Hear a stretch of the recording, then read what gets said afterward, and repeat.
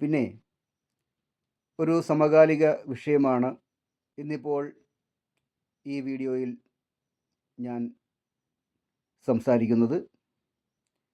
ഒരു കാര്യം ആദ്യം തന്നെ സൂചിപ്പിക്കട്ടെ, ഞാനിടുന്ന വീഡിയോകൾക്ക് വലിയ ക്ലാരിറ്റിയൊന്നും ഉണ്ടാവില്ല. എഡിറ്റിങ്ങിലും അത്രത്തോളം ശ്രദ്ധയൊന്നും ഞാൻ കൊടുക്കാറില്ല. ഒരു സജ്ജീകരിച്ച സ്റ്റുഡിയോയിലൊന്നും ഇരുന്നല്ല ഞാൻ വീഡിയോ ചെയ്യുന്നത്. അതുകൊണ്ട് ഞാൻ പറയുന്ന കാര്യങ്ങൾ മാത്രം ശ്രദ്ധിക്കുക. അതുപോലെ എൻ്റെ ചാനൽ സബ്സ്ക്രൈബ് ചെയ്തിട്ടില്ലാത്തവരുണ്ടെങ്കിൽ ഒന്ന് സബ്സ്ക്രൈബ് ചെയ്യുക. അതുപോലെ ആ ബെല്ലൈക്കൺ കൂടി ഒന്ന് ക്ലിക്ക് ചെയ്യുക. അതൊക്കെ ഛേദമില്ലാത്ത ഉപകാരമാണ്. ഇപ്പോൾ ഞാൻ സംസാരിക്കുന്നത് ഹണി റോസ് എന്ന് പറയുന്ന ഒരു സെലിബ്രിറ്റി കൊടുത്തൊരു കേസുമായി ബന്ധപ്പെട്ടാണ്. പക്ഷേ അവരുടെ വിഷയം മാത്രമല്ല ഞാനിവിടെ സംസാരിക്കാൻ ഉദ്ദേശിക്കുന്നത്. ഇപ്പോൾ കുറേ നാളായി എനിക്ക് ഹണി റോസിൻ്റെ സിനിമകളോ അങ്ങനെയൊന്നും ഞാൻ കണ്ടിട്ടില്ല. സോഷ്യൽ മീഡിയയിലൂടെയൊക്കെ അവരെ കണ്ടിട്ടേ ഉള്ളൂ. കൂടുതലും എവിടെയെങ്കിലുമൊക്കെ ഉദ്ഘാടനമൊക്കെ നടത്താൻ പോകുന്ന ചിത്രങ്ങളും വീഡിയോകളും ഒക്കെയാണ് എൻ്റെ ശ്രദ്ധയിൽപ്പെട്ടിട്ടുള്ളത്. സ്ഥാപനങ്ങളൊക്കെ തുടങ്ങുമ്പോൾ ആളെ കൂട്ടുന്നതിന് വേണ്ടി സെലിബ്രിറ്റികളെയൊക്കെ വിളിക്കുന്നത് പതിവാണ്. അങ്ങനെ ധാരാളം പേര്, പുരുഷന്മാരും സ്ത്രീകളും ഒക്കെ സെലിബ്രിറ്റികളായിട്ടുള്ള ആളുകൾ ഇങ്ങനെ ഉദ്ഘാടനത്തിലൊക്കെ പോകാറുണ്ട്. യഥാർത്ഥത്തിൽ ഈ ഉദ്ഘാടനത്തിൻ്റെയൊക്കെ വീഡിയോ അല്ലെങ്കിൽ ഫോട്ടോസൊക്കെ വരുമ്പോൾ അതിന് താഴെ ചെന്നിട്ട് ആ നടത്തുന്ന സ്ഥാപനത്തിന് ഒരു ആശംസ എങ്ങനെ അർപ്പിച്ച് പോവുക എന്നുള്ളതിനപ്പുറം അവിടെ ചെന്ന് മോശപ്പെട്ട കമൻറ്റുകളൊന്നും ഇടേണ്ട ഒരു ആവശ്യവും ഇല്ല. എന്നാൽ ഇവരുടെയൊക്കെ ഈ വീഡിയോകളുടെ താഴെ നമ്മൾ ചെന്ന് നോക്കിക്കഴിഞ്ഞാൽ ഈ ഒരു വിഭാഗം ഞരമ്പ് രോഗികളായിട്ടുള്ള ആളുകൾ വളരെ മോശമായിട്ടുള്ള കമൻറ്റുകൾ ഇടുന്നത് കാണാം. അതുപോലെ ചില സദാചാര കമ്മിറ്റിക്കാർ അവർക്കൊക്കെ ചില ഉപദേശങ്ങളൊക്കെ കൊടുക്കുന്നത് കേൾക്കാം. യഥാർത്ഥത്തിൽ അവർക്ക് അതിൻ്റെ ഒന്നും ആവശ്യമുള്ള കാര്യമല്ല. ഏതെങ്കിലും വ്യക്തികളോ നടത്തുന്ന സ്ഥാപനങ്ങളുടെ ഉദ്ഘാടനവുമായിട്ടൊക്കെ ബന്ധപ്പെട്ട പോസ്റ്റുകൾ വരുമ്പോൾ അത് കണ്ടു എന്ന് വന്ന് അടയാളപ്പെടുത്തി അതിനൊരു ആശംസയും വേണമെങ്കിൽ അർപ്പിച്ച് പോവുക എന്നുള്ളതല്ലാതെ ആവശ്യമില്ലാതെ അവിടെ ചെന്ന് കമൻറ്റുകൾ എഴുതേണ്ട കാര്യമൊന്നും യഥാർത്ഥത്തിൽ ഉള്ളതല്ല. ഇപ്പോൾ അവർ കേസ് കൊടുത്തിട്ടുണ്ട്. ഹണി റോസ് കേസ് കൊടുത്തിരിക്കുന്നു. നിരന്തരം അവരുടെ ഫോട്ടോകളും അതുപോലെ തന്നെ വീഡിയോകളൊക്കെ സോഷ്യൽ മീഡിയ പ്ലാറ്റ്ഫോമുകളിൽ വരുമ്പോൾ വളരെ മോശപ്പെട്ട കമൻറ്റുകൾ ഇടുന്നു. സ്ത്രീത്വത്തെ അപമാനിക്കുന്ന തരത്തിലുള്ള കമൻറ്റുകൾ ഇടുന്നു. അവർക്ക് പിന്നെ ഏത് തരത്തിലുള്ള വസ്ത്രം ധരിക്കണമെന്നും അവർ എങ്ങനെ ജീവിക്കണമെന്നും എങ്ങനെ നടക്കണമെന്നൊക്കെയുള്ള അവരുടെ വ്യക്തിപരമായിട്ടുള്ള സ്വാതന്ത്ര്യമാണ്. നമ്മുടെ സമൂഹത്തിൽ ഒരുപാട് തൊഴിലുകളുണ്ട്, ഒരുപാട് തൊഴിൽ മേഖലകളുണ്ട്. അതിലൊന്നാണ് പിന്നെ ഇതുപോലെയുള്ള ഇപ്പോൾ സിനിമകളിലോ അല്ലെങ്കിൽ സീരിയലിലോ ഒക്കെ അഭിനയിക്കുന്ന ആളുകൾക്ക് ഇതുപോലെ ഉദ്ഘാടന പരിപാടികളൊക്കെ വരും. അതുപോലെ തന്നെ ഏതെങ്കിലും പരിപാടികളിലൊക്കെ അവരെ വിളിക്കും, വിശിഷ്ട അതിഥികളായിട്ടൊക്കെ വിളിക്കും. അപ്പോൾ അതുവരെ അതിൽ പ്രതിഫലം പറ്റിക്കൊണ്ടൊക്കെയാണ് ചെയ്യുന്നത്. അതൊരു തൊഴിൽ മേഖലയാണ്. അത് മാന്യമായി ചെയ്യാനുള്ള സ്വാതന്ത്ര്യം ഇവിടെ സ്ത്രീകൾക്കും പുരുഷന്മാർക്കും എല്ലാവർക്കും ഉള്ളതാണ്. അപ്പോൾ അത്തരം ചിത്രങ്ങളൊക്കെ കാണുമ്പോൾ അത്തരം ഉദ്ഘാടനത്തിൻ്റെയോ അല്ലെങ്കിൽ ഏതെങ്കിലും ചടങ്ങിലൊക്കെ അവർ പങ്കെടുക്കുന്നതിൻ്റെ ഏതെങ്കിലും സാംസ്കാരിക പരിപാടികളിലോ ഒക്കെ അവർ പങ്കെടുക്കുമ്പോൾ അതിൻ്റെയൊക്കെ വീഡിയോകളും ഫോട്ടോകളൊക്കെ സ്വാഭാവികമായിട്ടും സോഷ്യൽ മീഡിയ പ്ലാറ്റ്ഫോമുകളിൽ വരും. അവിടെയൊന്നും ചെന്ന് ആവശ്യമില്ലാത്ത കമൻറ്റുകൾ എഴുതി സായുജ്യരാകേണ്ട ഒരു കാര്യവും ആർക്കും തന്നെ ഇല്ല.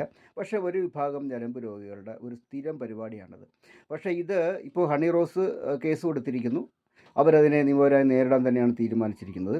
പക്ഷേ ഇത് ഹണി റോസിൻ്റെ മാത്രം അനുഭവമല്ല. അത് അവരിലേക്ക് മാത്രം ചുരുക്കേണ്ട ഒരു കാര്യമല്ല അത്. കാരണം ഞാൻ ഫേസ്ബുക്കിലൊക്കെ കുറിപ്പ് എഴുതിയിട്ടുണ്ട്.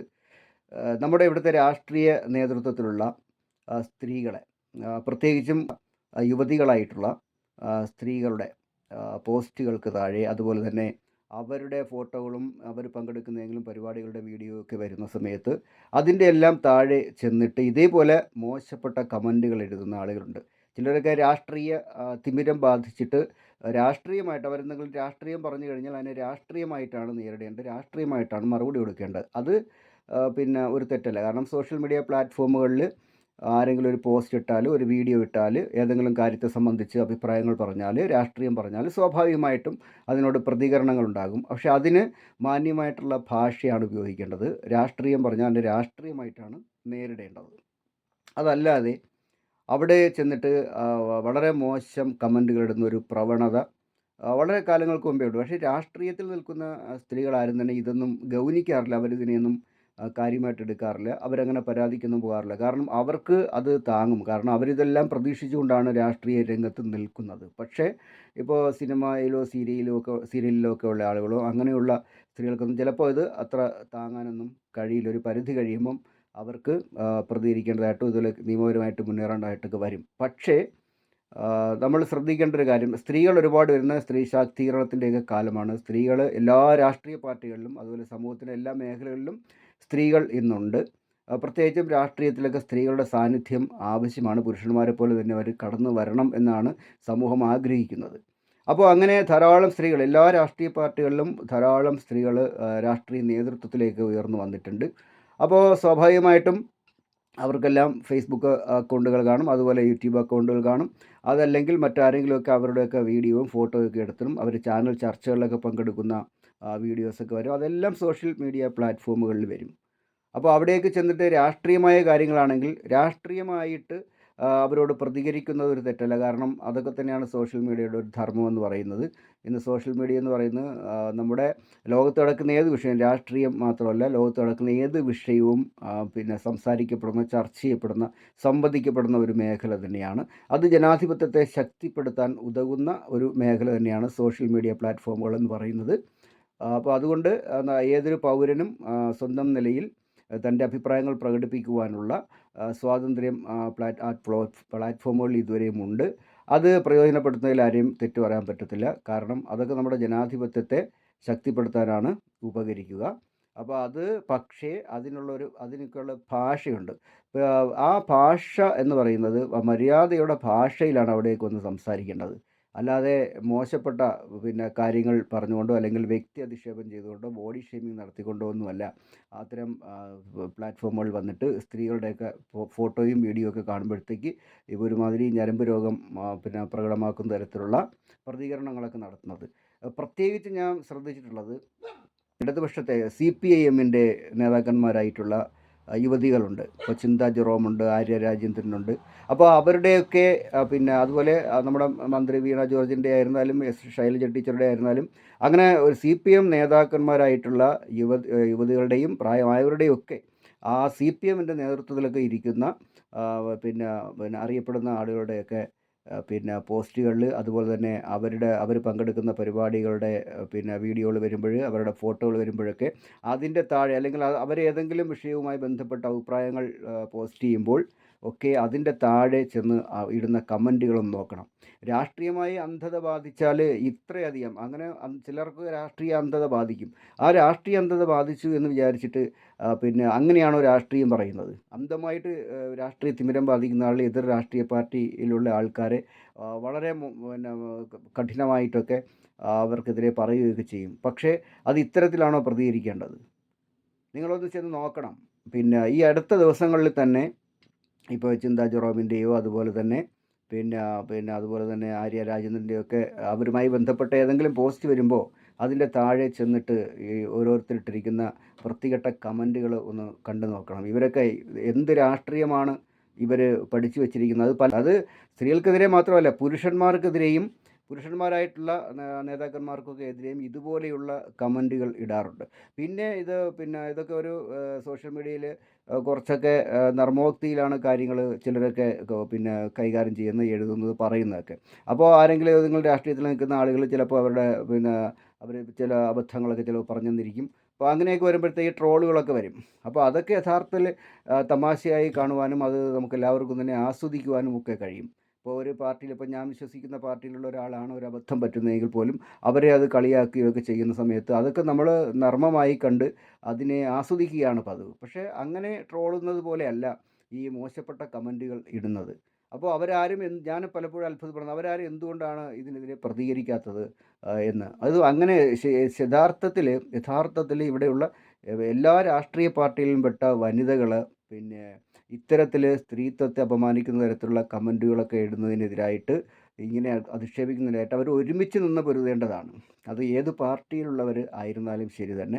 എല്ലാ പാർട്ടിയിലും വിശ്വസിക്കുന്നവരിൽ ഒരു വിഭാഗം ഇതുപോലെ പ്രതികരിക്കുന്ന അല്ലെങ്കിൽ വളരെ ഞരമ്പ് രോഗ സ്വഭാവത്തിലുള്ള ആളുകൾ കാണും. അപ്പോൾ അവരെ എല്ലാം യഥാർത്ഥത്തിൽ പൊതുരംഗത്ത് വരുന്ന സ്ത്രീകൾ കക്ഷി രാഷ്ട്രീയമൊക്കെ മറന്നുകൊണ്ടാണ് അവർക്കെതിരെ പ്രതികരിക്കേണ്ടത് അവരെയൊക്കെ നിയമത്തിന് മുന്നിൽ കൊണ്ടുവരണം. അങ്ങനെ ആരെങ്കിലുമൊക്കെ നിയമത്തിന് മുന്നിൽ വന്ന് അതിൻ്റെ ബുദ്ധിമുട്ടുകൾ അനുഭവിക്കുമ്പോൾ ഈ ഒരു പ്രവണത അങ്ങ് കുറഞ്ഞു കിട്ടും എന്നാണ് പ്രതീക്ഷിക്കുന്നത്. സോഷ്യൽ മീഡിയ എന്നൊക്കെ പറയുന്നത് കടൽ പോലെ കിടക്കുന്നതാണ്.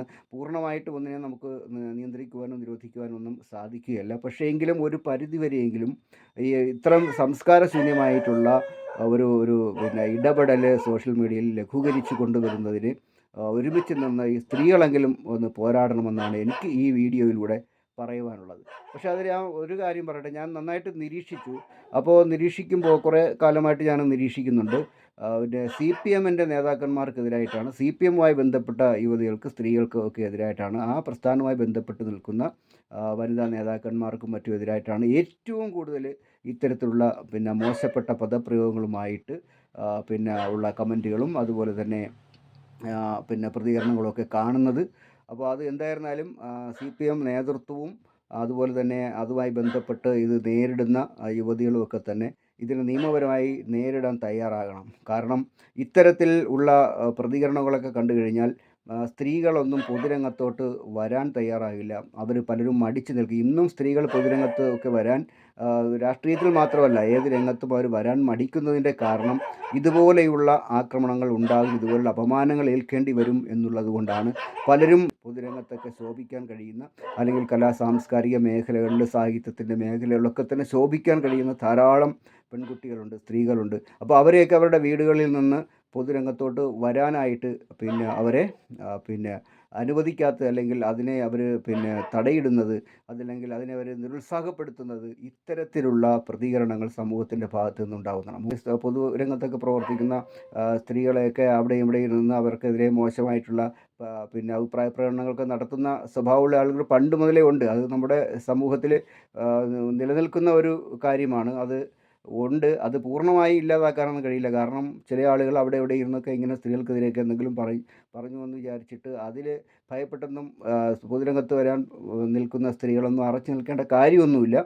പക്ഷേ എങ്കിലും കുറച്ചേറെ ആളുകൾ ഈ പൊതുരംഗത്തോട്ടൊക്കെ വരുന്നതിന് മടിച്ചു നിൽക്കുന്നതിൻ്റെ കാരണം എന്ന് പറയുന്നത് പിന്നെ ഇതാണ്. രാഷ്ട്രീയത്തിൽ മാത്രമല്ല രംഗത്തും ഒക്കെ പിന്നെ ഇന്നും സിനിമയിലൊക്കെ അഭിനയിക്കാൻ വിളിച്ചാൽ പോകാത്തവരില്ലേ? നാടകത്തിൽ അഭിനയിക്കാൻ വിളിച്ചാൽ സ്ത്രീകൾ അങ്ങനെ പോകാറുണ്ടോ? എന്തുകൊണ്ടാണ് ആ മേഖലകളിലോട്ടൊന്നും സ്ത്രീകൾ അങ്ങനെ കടന്നു ചെല്ലാത്തതെന്ന് ചോദിച്ചാൽ ഇതുപോലുള്ള അപമാനങ്ങൾ ഉണ്ടാകും എന്ന് ഭയന്നിട്ടാണ്. അപ്പോൾ ഇതിപ്പോൾ രാഷ്ട്രീയത്തിൽ പോലും സ്ത്രീകൾക്ക് നിൽക്കാൻ പറ്റാത്ത അവസ്ഥയിൽ അവരെ ഈ തരത്തിൽ രാഷ്ട്രീയത്തിൻ്റെ പേര് പറഞ്ഞിട്ട് ഇതേപോലെയുള്ള മോശപ്പെട്ട പദപ്രയോഗങ്ങൾ നടത്തി അവരെ മാനസികമായി തളർത്തുന്ന, അങ്ങനെ ഇപ്പോൾ CPMൻ്റെ ഞാൻ ഈ പറഞ്ഞ കുട്ടികളാരും തന്നെ അങ്ങനെ ഇതൊന്നും കേട്ട് ഭയന്ന് പോകുന്ന ആൾക്കാരോ ഒന്നുമല്ല. അവരത് ഗൗനിക്കുന്ന പോലും അവർ പരിഗണിക്കുന്ന പോലുമില്ല. കാരണം അവരവരെ കർമ്മപഥത്തിലൂടെ മുന്നേറുക തന്നെയാണ്. ഒരു പരിധിവരെ അങ്ങനെ തന്നെയാണ് വേണ്ടത്. പക്ഷേ ഇതിനൊരു കടിഞ്ഞാൺ ആവശ്യമാണ്. പിന്നെ ഇതിൻ്റെ പിന്നിലൊരു വലിയ ദുരുദ്ദേശമുണ്ട്. ഇപ്പോൾ CPMൻ്റെയൊക്കെ നേതാക്കന്മാരായിട്ടുള്ള ഇപ്പോൾ യുവതികൾക്കെതിരായി, യുവ നേതാക്കന്മാർക്കൊക്കെ എതിരായിട്ട്, യുവതികൾക്കൊക്കെ എതിരായിട്ട് ഇത്തരത്തിൽ അവരെ സമൂഹ മധ്യത്തിൽ കരുതേച്ച് കാണിക്കുന്നത്, അപമാനിക്കുന്ന, യഥാർത്ഥത്തിൽ അവരുടെ രാഷ്ട്രീയ ഭാവിയെ ഇല്ലാതാക്കുന്നതിന് വേണ്ടി, അവർ പൊതുജന സമക്ഷത്തിൽ അവരുടെ ഇമേജ് ഇല്ലാതാക്കുന്നതിന് വേണ്ടിയുള്ള ബോധപൂർവമായൊരു ശ്രമം കൂടെ ഇതിനകത്തുണ്ട്. അതിപ്പം ഞാൻ കൂടുതൽ കാണുമ്പോൾ പിന്നെ ഇടതുപക്ഷത്തുള്ള, അല്ലെങ്കിൽ പ്രത്യേകിച്ച് CPMലുള്ള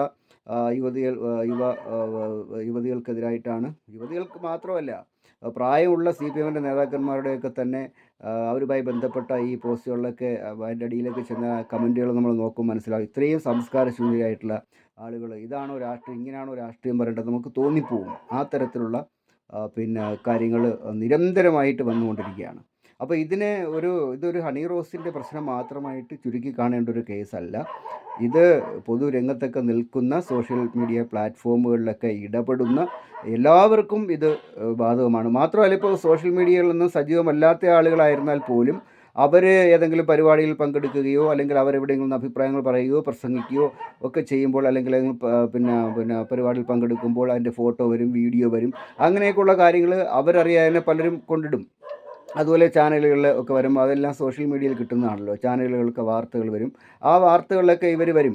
അപ്പോൾ അവർ വരും, അവരുടെ അഭിപ്രായങ്ങൾ വരും.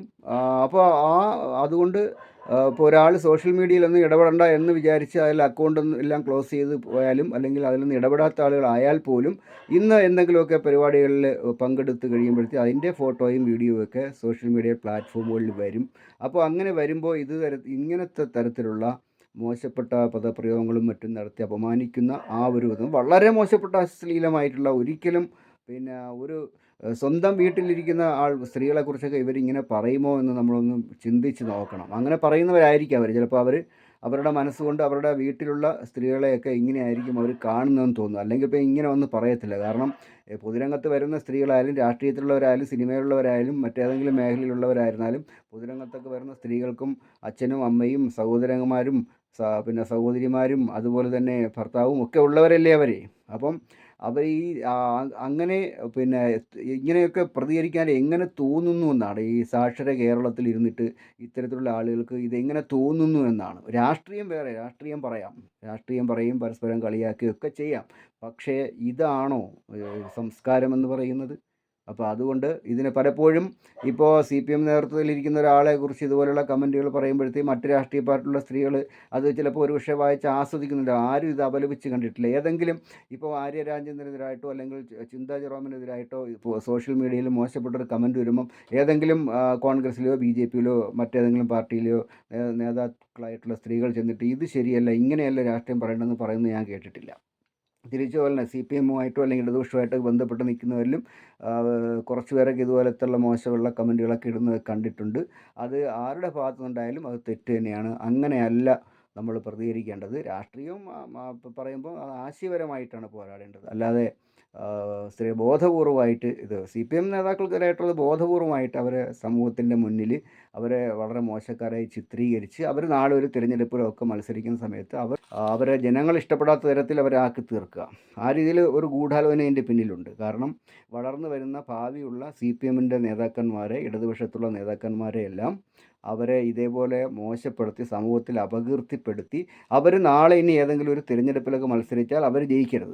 അപ്പോൾ ആ തരത്തിൽ അവരുടെ രാഷ്ട്രീയ ഭാവിയെ ഇല്ലാതാക്കുക, അതിനുവേണ്ടിയുള്ള ബോധപൂർവമായ ശ്രമം കൂടി ഇതിൻ്റെ പിന്നിലുണ്ട്. ഇത് കാണണം. ഇത് തിരിച്ചും പിന്നെ ഇങ്ങനെ ചെയ്യുന്നവർ മറ്റ് പാർട്ടിയിലുള്ള ആൾക്കാരൊക്കെ ആലോചിക്കുന്നത് ഇത് തിരിച്ചും ചെയ്യാൻ പറ്റുന്ന കാര്യമാണ്. അപ്പോൾ അതുകൊണ്ട് ഇങ്ങനെ അങ്ങോട്ടും ഇങ്ങോട്ടും പിന്നെ ചെളിവാരി എറിഞ്ഞാൽ ഇങ്ങനെ അങ്ങോട്ടും ഇങ്ങോട്ടും പിന്നെ വളർന്നു വരുന്ന രാഷ്ട്രീയ നേതൃത്വമൊക്കെ ഈ തരത്തിൽ രാഷ്ട്രീയത്തെ രാഷ്ട്രീയമായി നേരിടാതെ ഇതേപോലെ വ്യക്തിയധിക്ഷേപം ചെയ്ത് രാഷ്ട്രീയം നടത്താനാണ് ഉദ്ദേശിക്കുന്നതെങ്കിൽ അത് എല്ലാവരെയും ബാധിക്കും. ഒരു പാർട്ടിക്കാരെ മാത്രമൊന്നുമല്ല, എല്ലാവരെയും ബാധിക്കും. അപ്പോൾ അത് കൂട്ടായിട്ട് ഇപ്പം പുരുഷന്മാരാരും ഇതിൽ ഇടപെടുന്നില്ലെങ്കിൽ രാഷ്ട്രീയക്കാരായ പുരുഷന്മാർ ചിലപ്പോൾ ഇത് എതിർ പാർട്ടിയിലുള്ള സ്ത്രീകളെ പറ്റിയൊക്കെ മോശപ്പെട്ട കാര്യങ്ങളൊക്കെ എഴുതി വിടുന്ന സമയത്ത് അവർ ചിലപ്പോൾ ഇരുന്ന് ആസ്വദിക്കുന്നുണ്ട്. പക്ഷേ സ്ത്രീകൾക്ക് അങ്ങനെ ആസ്വദിക്കാൻ പറ്റുമോ?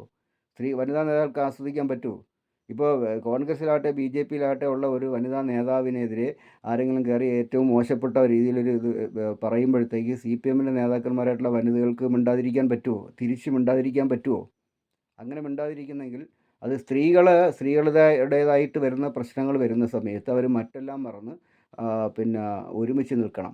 സ്ത്രീകൾക്ക് പൊതുവായൊരു പ്രശ്നം വരുമ്പോൾ ഞാനിതിനെ കാണുന്നത് ഇപ്പോൾ CPM-ൻ്റെ നേതാക്കന്മാർക്ക് എതിരായിട്ട്, വനിതകളായിട്ടുള്ള നേതാക്കന്മാർക്കെതിരായിട്ട് ഇങ്ങനെ ഉള്ള കമൻറ്റുകളും കാര്യങ്ങളുമൊക്കെ വരുന്നതിനെ അവരുടെ മാത്രം ഒരു വിഷയമായിട്ട് ഞാൻ കാണുന്നില്ല. കാരണം അത് പൊതുവിൽ സ്ത്രീത്വത്തിനെതിരായിട്ട്, പൊതുവിൽ സ്ത്രീകൾക്കെതിരായിട്ടുള്ള ഒരു കടന്നാക്രമണമായിട്ടാണ് ഞാനതിനെ നോക്കിക്കാണുന്നത്. അതുകൊണ്ട് എനിക്ക് അഭ്യർത്ഥിക്കുവാനുള്ളത് എല്ലാ രാഷ്ട്രീയത്തിലും പെട്ട സ്ത്രീകൾ ഒരുമിച്ചെന്ന് ഇതിനെതിരെ പോരാടണം. സ്ത്രീകളുടെ പ്രൊഫൈലുകളിൽ വന്നിട്ട് അല്ലെങ്കിൽ അവരിടുന്ന പോസ്റ്റുകൾ അല്ലെങ്കിൽ അവരുടെ ഫോട്ടോകളും വീഡിയോകളും കാണുമ്പം ഇത്തരത്തിൽ ഞരമ്പ് രോഗം പ്രകടിപ്പിക്കുന്നവരെ ഒരുമിച്ച് നിന്ന് നേരിട്ട് നമ്മുടെ ഈ സോഷ്യൽ മീഡിയയിലെ പിന്നെ പ്ലാറ്റ്ഫോമുകളെ ഒന്ന് ശുദ്ധീകരിക്കണം എന്നാണ് എനിക്ക് പൊതുവിൽ അഭ്യർത്ഥിക്കുവാനുള്ളത്.